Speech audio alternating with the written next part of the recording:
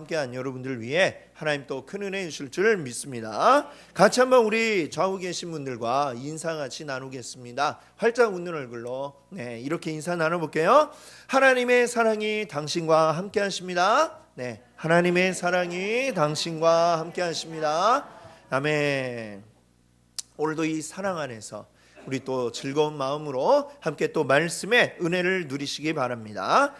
오늘 여러분과 함께 나눌 말씀 제목은요,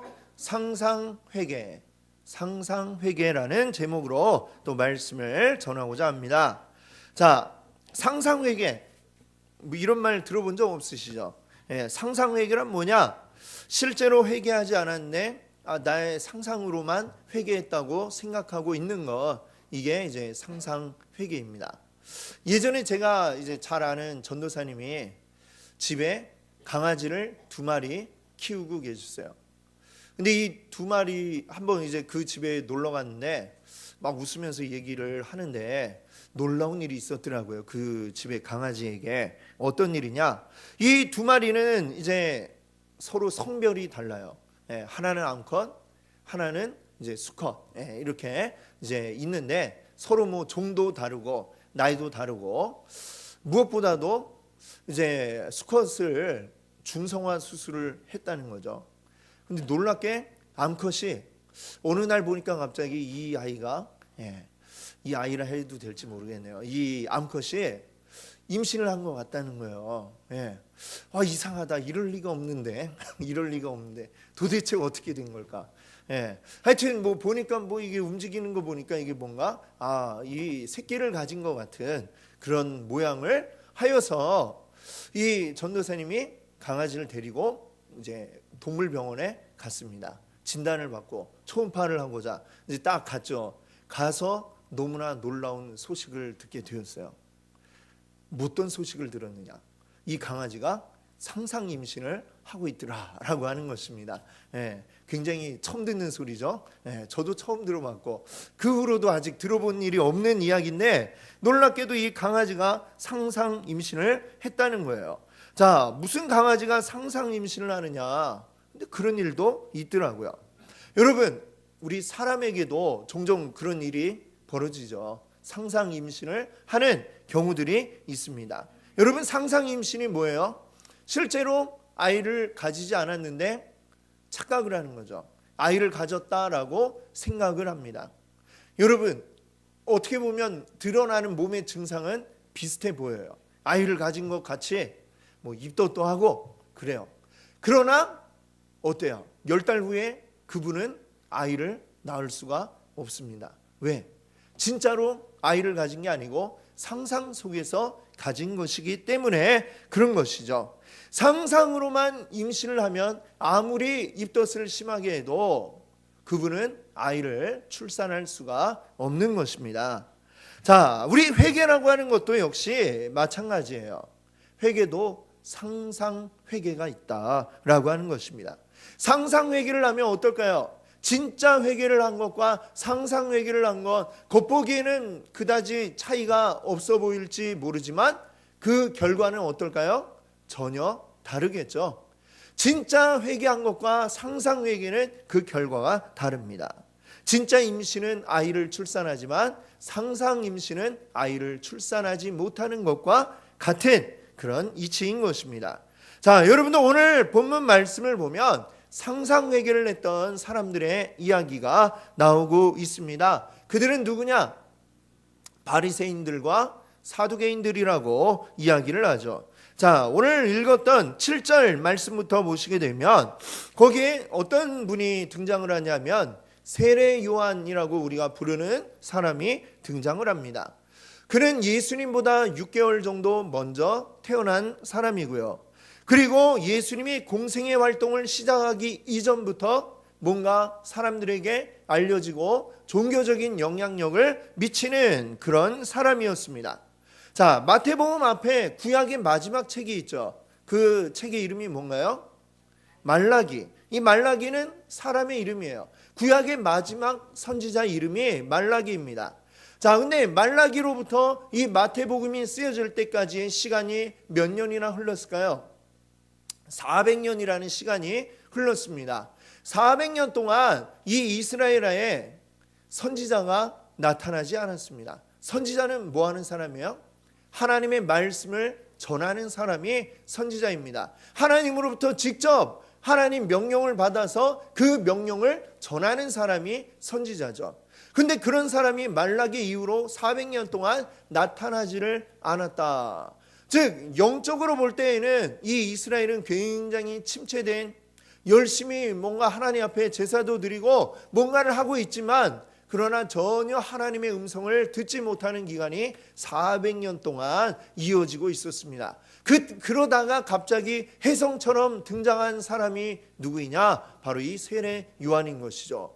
뭔가 사람들 앞에 나타나서 그 이전에 종교 지도자들과 다른 모습을 보여주고 또 다른 말을 하고 있는 것을 보면서 이 사람이 정말 하나님의 선지자인가? 사람들로부터 온 기대와 관심을 받고 있는 모든 이스라엘이 지금 이 세례 요한에게 집중하고 있는 그런 상태였습니다. 자, 그러니 이 세례 요한이 뭘 하고 있나 하고 관심을 가지고 찾아오는 사람들이 굉장히 많은데 그들 가운데는 이 시대의 종교 지도자들이었던 바리새인과 사두개인들도 포함이 되어 있었던 것이죠. 근데 이 세례 요한에게 다가오고 있는 사두개인 또 바리새인들을 보면서 세례 요한이 뭐라고 이야기를 했느냐? 오늘 말씀을 보니까 이렇게 얘기를 해요. 이 독사의 자식들아 라고 얘기를 합니다. 우리와 이스라엘은 좀 이렇게 전혀 지역이 다르고 좀 2000년 전이고 해서 뭐 문화의 차이도 있고 해서 이 독사의 자식 이렇게 확 와닿지는 않으면서도 그러나 비슷한 어떤 말들이 떠오르지 않습니까? 모의 자식하고 우리가 욕을 할 때 사용을 하죠. 그렇죠? 멍멍하는 그 짐승의 이름을 곁들여 가지고 우리가 욕을 하는데 지금 말하자면 이 거룩한 하나님의 음성을 전달하는 이 세례 요한이 뭐라고 했느냐? 지금 바리새인 사두개인들에게 욕을 했다라고 이렇게 지금 우리가 봐야 할 것입니다. 자, 그런데 이렇게 세례 요한에게 욕을 먹는 사두개인 바리새인들은 어떤 사람들이에요? 사실 뭐 그렇게 어디 가서 욕 먹고 다닐 사람들이 아닙니다. 제가 조금 전에도 말씀드렸지만 이 사람들은 종교 지도자들이에요. 이 시대는 종교와 정치가 분리되지 않은 그러한 시대입니다. 종교 지도자가 곧 정치적인 그런 영향력도 가지고 있던 그런 시대였습니다. 이들은 오늘날로 치면은 굉장한 고위층의 사람들이었던 것이죠. 자, 그리고 그들은 그 위치를 유지하기 위해서 굉장히 종교적인 행위를 열심히 하고 있는 사람들이었습니다. 바리새인들 아무나 바리새인이 될 수 없었어요. 사두개인은 어떤 사람들이냐면 사두개인은 제사장들입니다. 제사장. 근데 제사장들은 어때요? 혈통을 따라서 레위 후손만이 제사장이 될 수가 있죠. 사두개인이 될 수 있는 방법은 혈통이 아니면 될 수가 없어요. 자, 그러나 바리새인은 뭐 혈통에 의해서 정해지는 것은 아니에요. 그러나 아무나 바리새인이 될 수가 없었습니다. 왜? 굉장히 어렵고 힘들었기 때문에. 왜 어렵고 힘들었느냐? 구약 성경에 나오는 모든 율법, 그 율법을 단 하나도 어기지 않고 날마다 지키기 위해서 애쓰고 그것을 성공한 사람들이 바로 바리새인들이었습니다. 구약에 나오는 수많은 율법 얼마나 많습니까? 그 율법만 있는 게 아니라 오늘날의 우리나라의 법도 마찬가지지만 법이라고 하는 건 어때요? 굉장히 이렇게 모든 우리 삶에서 일어나는 모든 것을 다 적용해 놓지는 않았죠. 굉장히 크게 이제 이야기를 하고 있어요. 그러면 재판을 하면 법이라는 건 어떻게 합니까? 그 법이 어떻게 적용되는지 실생활에 이것이 어떻게 적용되어야 하는지를 고민해 가지고 이제 재판 판결을 내리게 되죠. 그리고 율법이라고 하는 것도 역시 마찬가지입니다. 아주 단도직입적으로 뭐 해라 하지 말아라 라는 것도 있지만 추상적인 어떤 의미를 가지고 있는 것들이 많아서 이것이 실생활에서 어떻게 적용되어야 할지를 계속해서 이스라엘의 이 랍비들이 연구를 하고 거기에 대한 이 막 주석도 달아놓고 해가지고 그러니까 이 바리새인들이 지켜야 할 것은 그 양이 굉장히 많은 거예요. 어마어마하게 많은 양의 그 조항들을 다 지켜야 했다. 사실 알기도 굉장히 어렵죠. 우리가 오늘날 그 법을 잘 아는 분들, 지금은 없어졌지만 사법고시를 통해서 이제 법관이 되거나 뭐 변호사가 되거나 검찰이 되거나 이렇게 하잖아요, 그렇죠? 근데 사시 공부하는 사람들 책상 앞에 책 얼마나 많이 꽂혀 있는가 하면, 제 예전에 본 적이 있거든요. 그런 분들을 가까이에서 봤는데 앞에 일단 한 권의 두께가 한 이 정도 되고, 열어보면은 깨알 같은 글씨가 다다다닥 박혀 있고 한문도 굉장히 많이 들어가 있는 이러한 책들이 그냥 앞에 수십 권이 있어요. 근데 그거를 거의 뭐 달달달달 외우는 수준이 안 되면 사법고시에 합격을 할 수가 없다고 하더라고요. 지금 이 바리새인들도 말하자면 오늘날 우리나라에서 사법고시를 준비하는 사람들이 공부하듯이 그걸 달달달달 외워가지고 외우는 정도가 아니라 그걸 직접 몸으로 실행을 하지 않으면은 될 수가 없는 게 바리새인들이었다라고 하는 거죠. 그러니까 어때요? 보통 사람은 굉장히 되기 어려운 것이 바리새인입니다. 그래서 굉장히 많은 존경을 받았어요. 존경을 받는다는 얘기는 쉽게 사람들에게 욕을 먹지 않는다는 것이죠. 그 앞에서 대놓고 이 독세의 자식들아 라고 이렇게 얘기하는 사람이 거의 없었다라고 봐야 할 겁니다. 그런데 이 세례 요한은 그들에게 이 독세의 자식들아 라고 이렇게 욕을 하고 있어요. 세례 요한만 욕을 한 게 아니고요, 예수님도 바리새인들을 얼마나 많이 책망을 하셨는지 모릅니다. 왜 이렇게 이들은, 바리새인과 사두개인들은 세례 요한에게 또 예수님에게 이런 책망을 들을 수밖에 없었을까요? 그 이유를 오늘 우리 8절 말씀에서 찾을 수 있습니다. 8절에 뭐라고 얘기했느냐? 그러므로 회개에 합당한 열매를 맺고, 회개에 합당한 열매를 맺어라 라고 지금 세례 요한이 이야기를 하고 있습니다. 이 말은 반대로 뒤집어 생각을 해보면 뭐예요? 지금 바리새인과 사두개인들은 회개에 합당한 열매를 맺지 못하고 있다라는 이야기를 하고 있는 것입니다. 이들이 종교 지도자로서, 특별히 제사장인 사두개인들은 얼마나 많이 성전에서 이 죄의 용서를 구하는 그런 제사를 드렸을까요? 수많은 짐승을 잡아서 제물로 드리고 그걸 위해서 또 자신의 죄를 먼저 용서를 구하는 제사들을 수없이 집전을 했던 사람들이 사두개인들입니다. 또 바리새인들은 일주일에 세 번이라는 것은 3일을 금식하는 사람들이었어요. 금식을 하면서 하나님 앞에 날마다 부르짖고 기도하는 사람들이 바리새인들이었어요. 수없이 하나님 앞에 자신의 죄를 고백하는 회개를 했을 것입니다. 겉으로 보기에는 그러했습니다. 그런데 이들은 책망을 들었어요. 왜?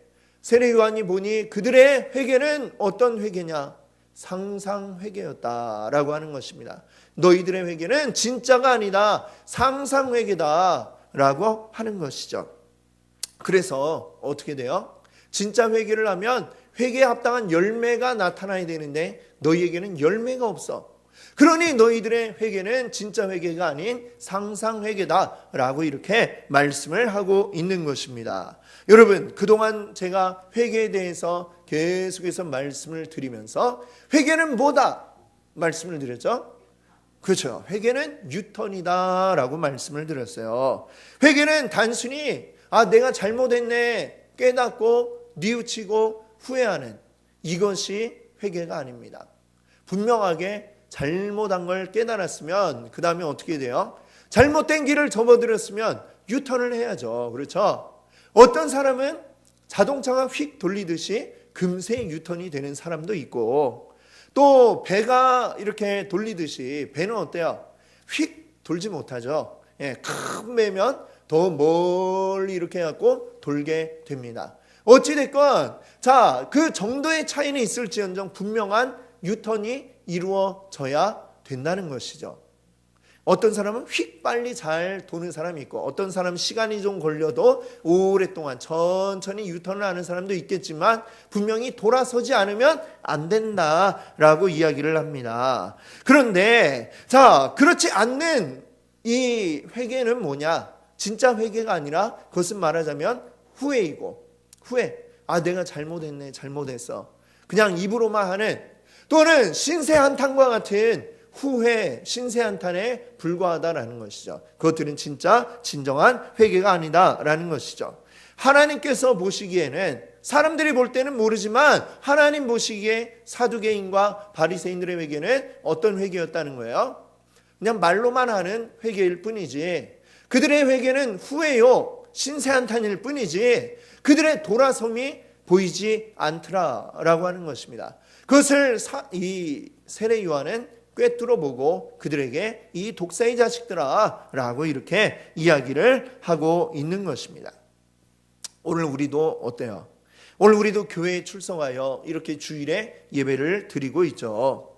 우리 스스로 나는 크리스찬이지, 나는 믿는 사람이지 라고 생각을 합니다. 중요한 건 내 생각이 어떠하냐가 아니라 그것을 통하여 나의 삶에 뭔가가 나타나고 있는가, 이것이 중요하다라고 이야기할 수 있겠습니다. 확 돌아선 사람, 자동차처럼 휙 해갖고 팍 바로 180도 돌려서 반대로 길을 가는 사람도 있고, 또는 큰 배처럼 멀리 천천히 돌고 있는 사람도 있겠지만, 어쨌거나 지금 궤도 수정이 이루어지지 않으면 안 된다라고 하는 것입니다. 그렇게 해야 비로소 회개에 합당한 열매라는 것이 맺혀질 수 있다라고 이야기를 하는 것이죠. 오늘 이 진정한 회개에 합당한 열매가 무엇인지에 대해서도 오늘 본문이 우리에게 말씀하고 있습니다. 그것을 우리가 4가지로 오늘 생각해 볼 수가 있는데 하나씩 한번 생각을 해 봅시다. 자, 첫 번째 한번 따라해 주세요. 하나님의 능력을 신뢰하는 것. 하나님의 능력을 신뢰하는 것. 그렇습니다. 자, 9절 말씀을 한번 같이 읽어볼게요. 9절 같이 읽습니다. 속으로 아브라함이 우리 조상이라고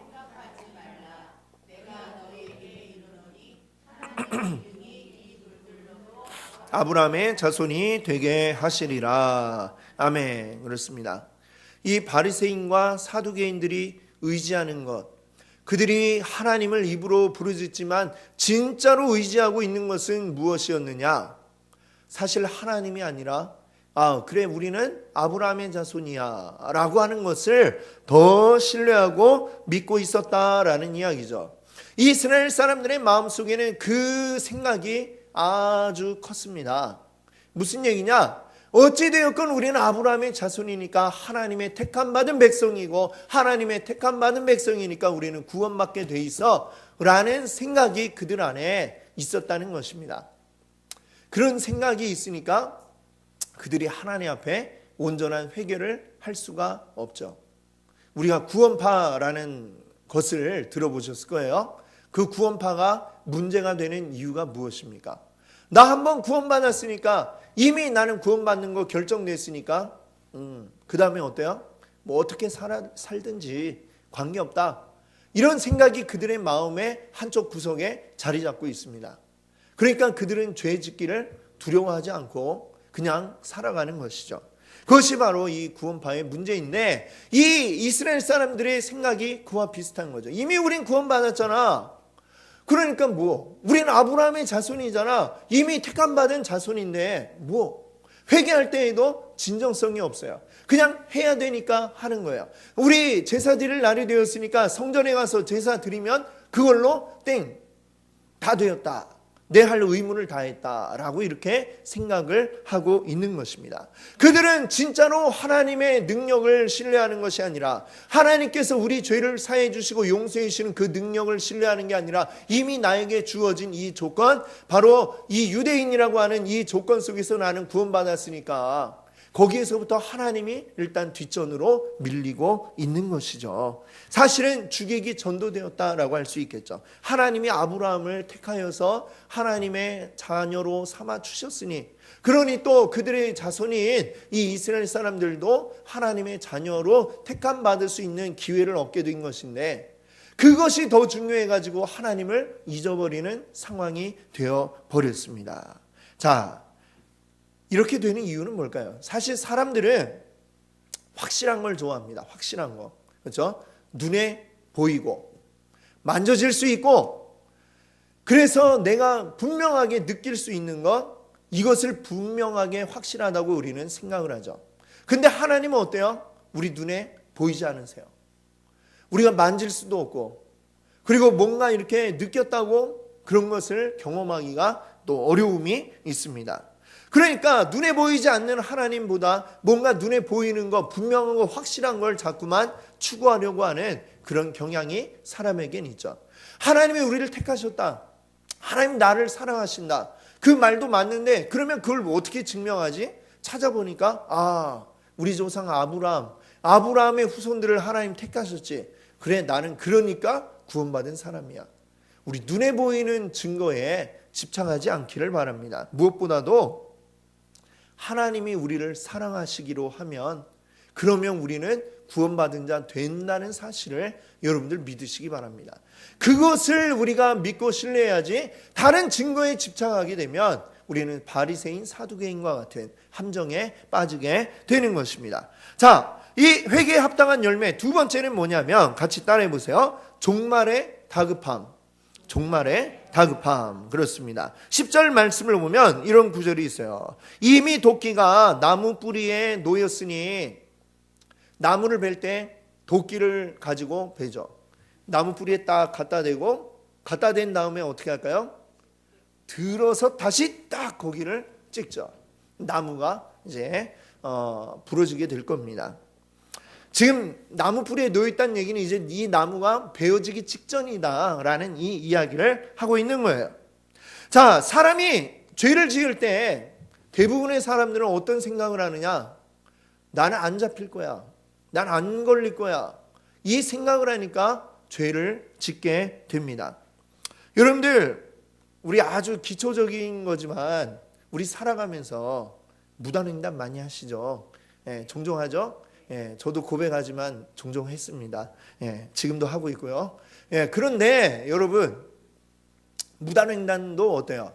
이것도 우리나라 법에 명시되어 있는 이제 법률입니다. 아무 데서나 건너지 못하게 되어 있어요.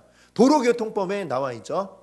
우리가 평상시에 걸리지 않아서 그렇지, 경찰이 안 봐서 그렇지, 경찰이 보면 그것도 봐도 사실 대부분은 지나가지만 어쩌다 한 번씩 잡는 수가 있어요. 그러면 그 경찰 앞에 주민등록증 내보세요. 그러면 아이고 죄송합니다 이러면, 왜 이러셨어요? 이러지 마세요. 다시 하면서 뭐 어떻게 하느냐? 딱지라는 것을 끊게 되죠. 얼마짜리냐? 2만 원짜리 끊게 됩니다, 여러분. 자, 지금 사실은 근데 그렇게 아주 심각하게 그것을 잡지를 않잖아요. 그러니까 우리는 그냥 무의식 중에도 그냥 막 신호 없는 데서도 길을 건너기도 하고, 빨간불인데도 건너기도 하고 그럽니다. 그런데 만약에 어느 날 전국의 도로에 경찰들이 쫙 깔려갖고 그를 집중 단속을 한다 생각해 보세요. 하여튼 걸리기만 하면 무조건 인정사정 없이 2만 원짜리 딱지를 끊는다라고 한다면, 그 경찰이 보는 앞에서 당당하게 무단횡단을 할 사람이 여러분 있을까요? 아마 이 자리에 계신 분들은, 정상적인 분들은 경찰이 앞에 있는데 딱지 떼려고 지금 준비하고 있는데 그냥 막 건널 분들은 아마 없으실 것입니다. 자, 우리가 죄를 짓는 이유는 이렇게 이 사소한 일이지만 걸리지 않을 거야 라고 생각을 하니까 그 죄를 짓고, 또는 그걸 인해서 받는 벌이라는 게 나와는 상관없는 거라고 생각하니까 그런 죄를 짓게 되죠. 이 세상의 법률보다 더 지엄하고 무거운 것이 바로 하나님의 법입니다. 하나님의 법은 2만 원짜리 딱지 떼고 끝나질 않아요. 하나님의 법은 우리의 영원의 시간을 좌우하게 되는 것입니다.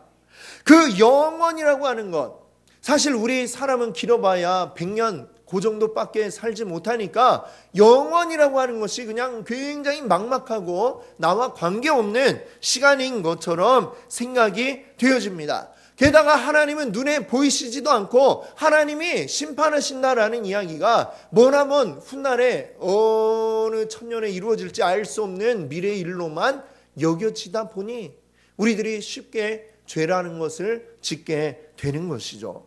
그런데 오늘 말씀이 분명히 이야기합니다. 너 정신 차려.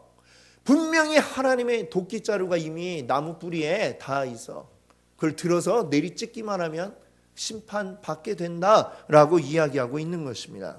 여러분, 이 종말이라고 하는 것이 종말의 때가 가까웠다라고 하는 것을 우리가 이야기할 때에 이것을 우리는 두 가지로 생각을 할 수가 있어요. 하나는 우주적인 종말이고 또 하나는 개인적인 종말입니다. 성경에서 이야기하는 우주적인 종말은 무엇이냐? 우리 예수 그리스도께서 다시 오실 것이라고 우리에게 약속을 하고 있어요. 그 약속을 한 지 사실 2000년이 벌써 지났죠. 아직도 오지 않으셨는데 또 베드로 사도는 이렇게 이야기합니다. 주께는 하루가 1000년 같고 1000년이 하루 같다. 우리가 생각하는 시간의 개념과 하나님이 생각하는 시간의 개념, 하나님은 시간이라는 개념 위에 계신 분이에요. 그분의 개념 아래에서는 이것이 뭐 하루가 1000년 같다라는, 1000년이 또 하루 같다라는 이 말이 하나님의 개념에서는 그렇게 된다라고 하는 것이죠. 하나님이 언제 그러면 그 다시 오실 것인가? 사실 우리로서는 짐작하기 어렵다라고 할 수 있습니다. 이 시간이 계속해서 이제 우리 입장에서는 계속해서 미뤄져 왔잖아요. 2000년 동안. 그러니까 2000년 동안 안 왔는데 설마 지금 오실까? 그러나 언제 오실지는 우리는 아무도 모르는 거죠. 그날이 오늘이 될지 내일이 될지 아니면 또 1000년 후가 될지 2000년 후가 될지 그건 모릅니다. 그러나 분명한 것은 주님이 오시겠다라는 약속을 했고 그날은 반드시 올 것이다 라는 이 점은 분명한 것이죠. 자, 그렇다 하더라도 이게 굉장히 먼 미래에 나와 관계없는 일처럼 느껴진다면 그 다음에 또 한 가지 종말, 개인적인 종말이 있다고 그랬습니다. 개인적인 종말은 뭐예요? 우리의 삶이 끝나는 것이죠. 여기에서 죽게 되는 것입니다. 이 죽음이라고 하는 것도 우리는 굉장히 먼 미래의 일로만 우리는 생각을 하죠. 그렇죠? 먼 미래의 일입니다만 뭐가 막 날아다니는, 얘도 지금 먼 미래로 자기 죽음을 예상하고 있지만 저러다 한 방 맞으면 갈 수 있겠죠? 우리 사람도 마찬가지로, 우리 사람도 그래요. 나는 지금 뭐 죽음이라는 게 전혀 관계없는 것처럼 느껴지죠. 아직 내 몸에 힘이 있고 할 일이 이렇게 많은데 내가 갑자기 죽겠어? 그러나 사람의 죽음은 또 알 수가 없는 것입니다. 그렇죠? 오는 순서는 있어도 가는 순서는 없다고 그러잖아요. 그렇죠? 내가 늦게 태어났다고 해서 늦게 가는 것도 아니고 일찍 태어났다고 또 일찍 가는 것도 아니고 그렇습니다. 이 개인의 종말, 내가 이 생을 마감하게 되는 날이 언제 오게 될지 사실 우리는 알지 못하고 있죠. 그래서 성경은 잔치집보다 오히려 초상집을 더 가라 이렇게 이야기합니다. 왜? 거기서 너의 삶도 언제 그와 같이 마지막을 맞이하게 될지 모르니 그것을 기억하라 라고 이야기하는 것이죠. 우리 종말이 이미 우리에게 임박했다. 오늘 여기서 만나는 날을 내일 우리가 만날 수 있을지 우리 아무도 장담을 할 수가 없는 것입니다. 물론 만나기를 소망합니다만, 그렇죠? 그러나 우리가 장담할 수 없는 게 우리의 삶이다. 그렇다면 우리는 어떻게 해요? 오늘이라도 주님이 나를 불러가신다면, 주님 앞에 나를 불러가신다면 그때에 가서 아이고 내가 이거 어떻게 했어야 되는데, 진짜 제대로 회개했어야 되는데 후회하지 않도록 지금 내가 살아있는 바로 이 순간, 지금 이 순간 후회 없이 하나님의 말씀 안에서 온전한 회개를 하라라고 하는 게 오늘 이 말씀이 우리에게 주고 있는 교훈인 줄 믿습니다.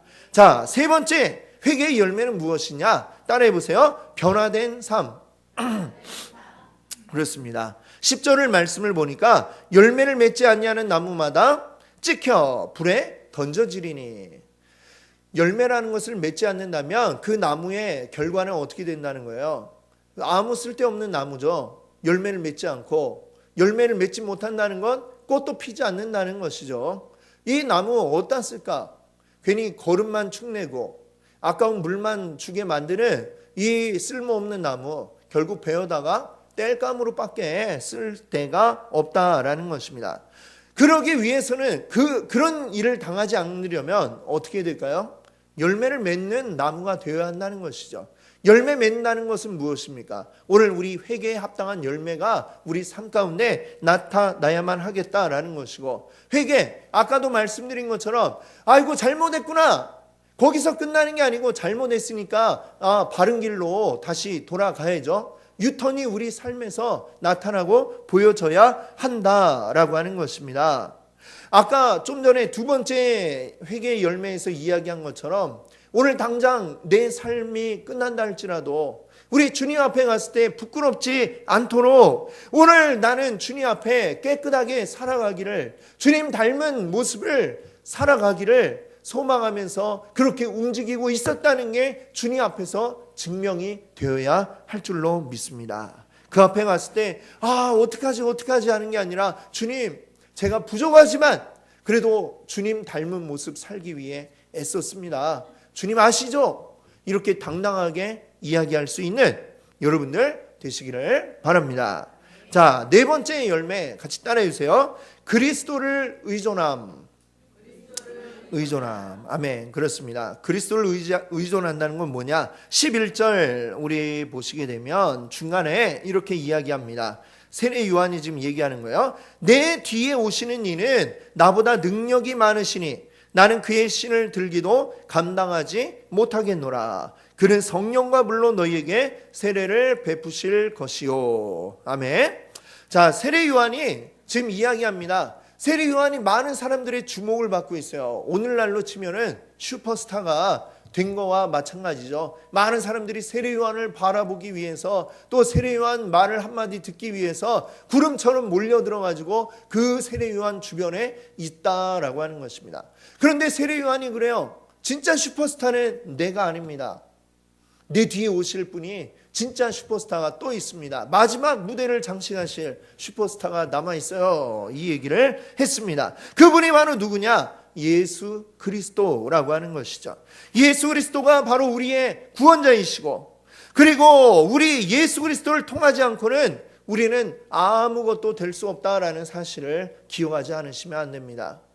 어떤 훌륭한 사람이 있어도 그 사람이 아무리 훌륭하고 대단해도 그 사람이 뭔가를 이루어주는 것이 아니라 우리를 온전히 하나님 자녀 되게 만드시고 우리를 죄인에서 하나님 자녀로 바꾸어 주시는 이 능력은 오직 예수 그리스도를 통해서만 이루어진다는 점을 여러분들 믿으시기를 바랍니다. 이 오늘 말씀에 나온 바리새인과 사두개인들은 자신들이 열심히 하면, 그래서 열심히 금식하고 열심히 율법을 지키고 열심히 제사를 드리고 이런 일들을 내가 열심히 하면 그것으로 내가 하나님께 인정받을 수 있다라고 생각을 했습니다. 그러나 그것은 사람의 열심일 뿐이지 우리 주님이 빠져버리면 아무것도 아니다라고 하는 것입니다. 오직 예수 그리스도를 통해서만, 그 예수 그리스도를 통해서만 우리가 하나님의 자녀인 것이 증명될 수가 있는 것입니다. 예수 그리스도가 아니고는 우리는 하나님 앞에 인정받을 수 없는 것입니다. 내가 뭔가를 함으로 인정받는 게 아니라는 점을 여러분들 믿으시기 바랍니다. 사람들이 선지자라고 생각하였던 이 세례 요한도 예수님에 대해서 뭐라고 이야기하고 있습니까? 나는 그분의 신발 들기도 부족합니다. 그 신발 밑창보다도 못한 게 접니다 라고 이렇게 이야기를 하고 있습니다. 우리 주님 앞에 나의 어떤 것을 내세울 수 있을까요? 내가 주님 앞에 보십시오 나의 잘남을 이렇게 이야기할 수 있는 것은 아무것도 없다는 사실을 여러분들 인정하시기 바랍니다. 그리고 그렇기 때문에 우리는 오직 누구만 의지합니까? 예수 그리스도만 의지하는 것입니다. 예수 그리스도만 인정하는 것이 바로 온전한 회개의 열매인 줄 믿습니다. 우리 삶 가운데 온전한 회개가 이루어졌을 때 바로 이 네 가지가 우리에게서 나타나게 되어야 하는 것입니다. 자, 여러분들 이제 다음 주일은 어떤 날이죠? 부활주일입니다. 자, 부활이 있기 위해서는 그 전에 먼저 무엇이 있어야 될까요? 그렇죠. 죽음이 있어야 됩니다. 예수님의 죽음과 고난이 있기 때문에 부활의 영광이 있는 것이죠. 우리 하나님의 아들인 예수 그리스도가 우리를 위해서 왜 이런 고난을 당하셨습니까? 바로 우리 죄 때문입니다. 우리 죄의 문제를 해결하기 위해 예수 그리스도의 피가 아니고는, 예수님의 생명이 아니고는 해결할 수가 없기 때문에 주님이 우리에게 오신 것이죠. 여러분 이 사실을 믿고 그리고 그 앞에 나아가 우리의 죄를 온전히 고백할 수 있기를 원합니다.